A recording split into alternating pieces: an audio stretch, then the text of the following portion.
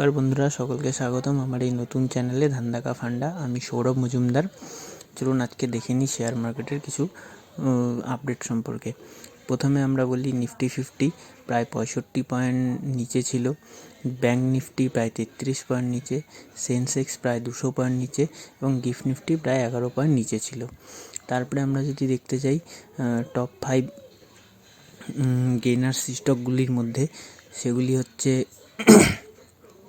BPCL প্রায় 3%, tata still প্রায় 2%, টাইটেন প্রায় 1.5%, ITC প্রায় 1% এবং মারুতি সুজুকি প্রায় 1% উপরে ক্লোজিং হয়েছে।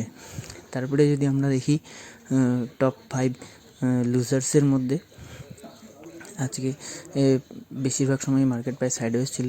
টপ 5 লুজার্সের মধ্যে ডেভিস ল্যাব প্রায় 2.5%, HCL টেক প্রায় 2%, উইপ্রো প্রায় 2%, NTPC প্রায় 2% এবং SBI লাইফ প্রায় 1.5% নিচে ছিল।